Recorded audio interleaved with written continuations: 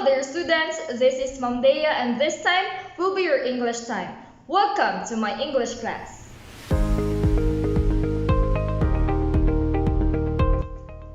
Before we are going to start with our new lesson, kindly settle yourselves first before we are going to start our discussion. I am asking you to spare me just a little amount of your time for us to discuss some matters. In addition, I have prepared here our house rules for you to be guided on what are the things you need to be mindful and avoid during discussion. So I have here do's and don'ts. For the do's, first, listen attentively with the discussion. Second, carefully pay attention to teacher's instruction. And lastly would be, maximize your audios. This is for you to be able to clearly hear me and understand what I am talking about. For the don'ts, do not let anyone bother you while watching the discussion for a progressive comprehension. This is for you to acquire the knowledge that I will be sharing to you. Now let's take a look in these comic strips. So read the following comics and decide to which of the characters do you agree with and state your reasons. So let's start with the first picture on top. It says here, I am into cold weather, says Nana. Popeye says, I enjoy the summer season. So to which of these characters do you agree more? Is it Nana who loves cold weather or Popeye who loves summer season? Now, complete or express your thoughts using this phrase. I agree with blank because blank. For example, I agree with Popeye because I love going to the beach with my friends during summer. Now, let's have the second picture. Maria says, I prefer waking up early and doing my tasks at dawn. Laura says, I am nocturnal and feel more active finishing my tasks in the evening. So to which of these characters do you agree more? Maria or Clara? Say for example, I agree with Clara because I am more comfortable with finishing my tasks in the evening since I am less distracted. So again, complete or express your thoughts using this phrase. I agree with blank because blank. So in various occasions, you are asked to express your views or thoughts on particular matters. So when you do this, your statements may contain facts or opinions. Don't you know that the comic that we had has something to do with our new lesson today? So what do you think will be our lesson all about?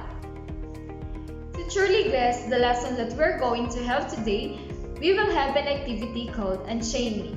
So what are you going to do is that you will solve the mathematical problem to unchain the pictures, and after the pictures will be all unchained, you are going to fill in the missing letters to come up with the title of the topic at the end. So did you understand?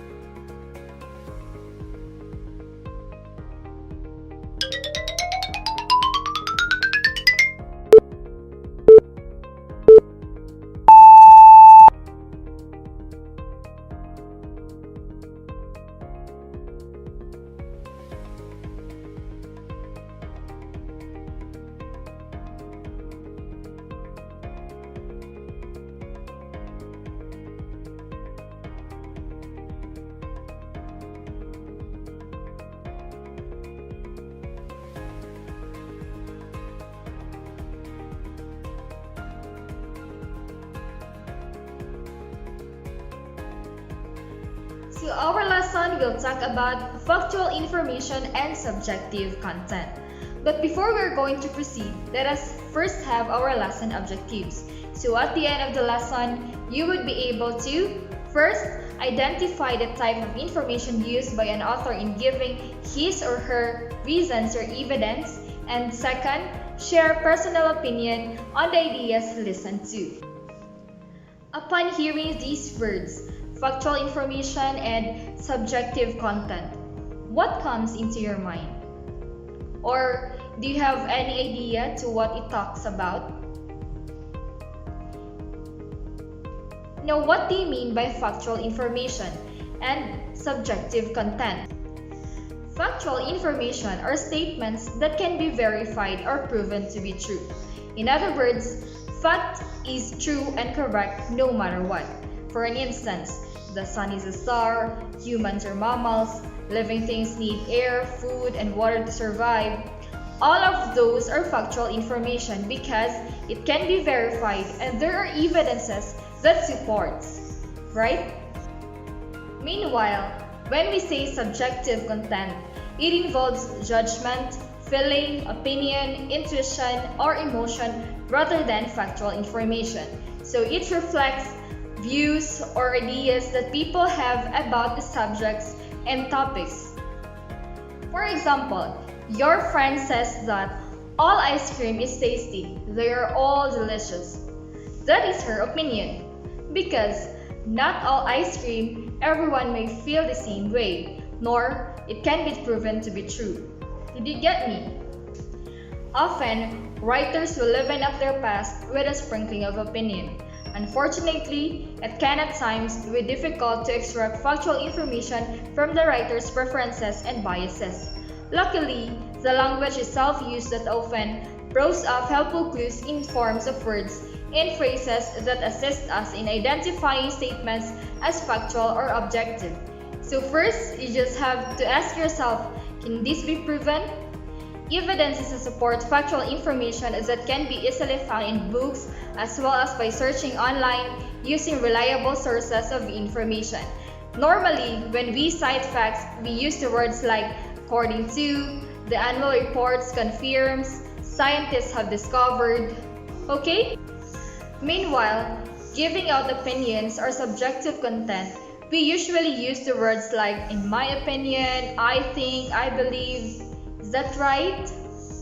Or judgment words like bad, worse, good, better, best, worthwhile, worthless, and other more. And we also have qualifiers like all, always, likely, never, seem, possibly, probably, should, and a lot more. So those are the clues so that we could identify if it's factual information and subjective content. Always start with the question, can this be proven? Let's take a look at the following examples. Jose Rizal wrote Noli Me Tangere. For me, Jose Rizal's Noli Me Tangere is an eye-opener that helps us realize the ills of the society. So these two sentences are basically connected, but one is a factual and the other is a subjective content. Now, which are the judgment words? Or what is the clue that shows us that the subjective content is actually a subjective? Yes, very good. The use of the words for me. That's right. Take a look in the other example. About 4.5 Filipinos have lost their jobs this year, with unemployment rate at 10.4%, the highest in 15 years. The government reported due to the COVID-19 pandemic. So this is a government report and it cites a source or a statistics. Subjective content, in my opinion, the government should extend additional assistance to Filipinos who suffered from unemployment due to pandemic. So what do you think is the clue here? Very good. The phrase, in my opinion. That's right. For the last example, garnering 70% of the viewers' vote, the finalist from Visayas won the reality show. I believe that's the clue. The winner deserves victory due to his commendable social skills when dealing with others. The statement on the first column established facts, figures, and proven evidences to claim that the statements are true. On the other hand, the statements on the second column are about one's impression, suggestions, and personal judgment on situations. Now, factual information and subjective content are often woven together in text and speeches. It is therefore imperative that students like you will be able to unravel from what is true or mere belief, so you could successfully navigate the deluge of media that you encounter in your everyday life. There's so much information, but we have to be able to distinguish they useful for us, or which should be consumed. Is that clear? So these are the learning tests that you need to accomplish. I will be giving you first the instruction and you may answer it later on. You may pause or preview the video to read the passages on the learning test that I will be showing you. On your learning task 1, you have to read the video transcript of America's President Barack Obama and answer the question that follows. This time on learning task 2, read an excerpt from President Manuel L. Quezon's speech. In your pad paper, write down 3 statements indicating factual information and 3 statements expressing subjective content from the speech. Always remember that factual information is defined as statements that can be verified or proven to be true.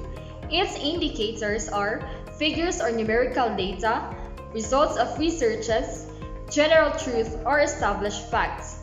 While subjective content, it is defined as statements that involve judgment, feeling, opinion, intuition, or emotion. Its indicators are personal views and comments, emotional inputs, individual preferences, and adjectives based on one's perspective. Now I will give you time to pause to preview the video and read the passages and answer the learning test. Set your timer into 15 minutes and be back when the time ends.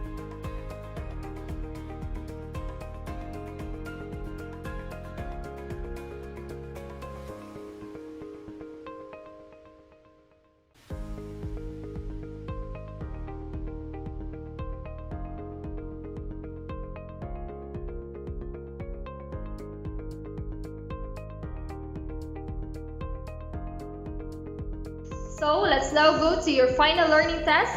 Let's read together the following pair of sentences and decide which is factual information and which is subjective content between the two. Alright? So you will be given 10 seconds interval to answer each pair of sentences. So which of these 2 sentences is a factual information and which is a subjective content?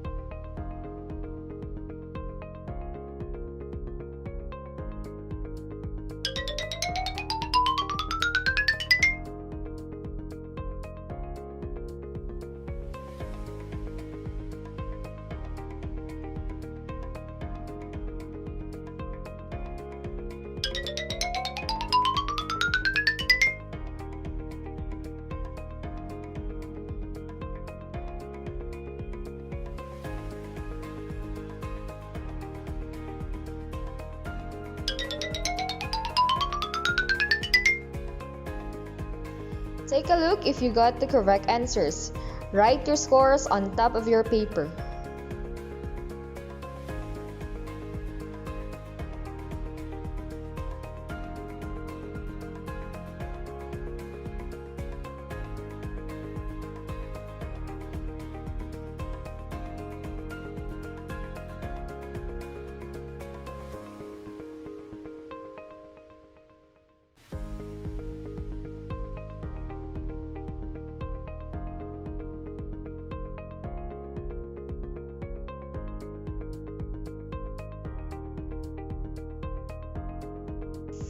So it is very important for you to know how to distinguish factual information and subjective content when listening to a speaker or reading an article or when gathering an information. Remember everyone, arm yourselves with facts. Thank you so much for attending this class and I'll be seeing you next time. Bye-bye!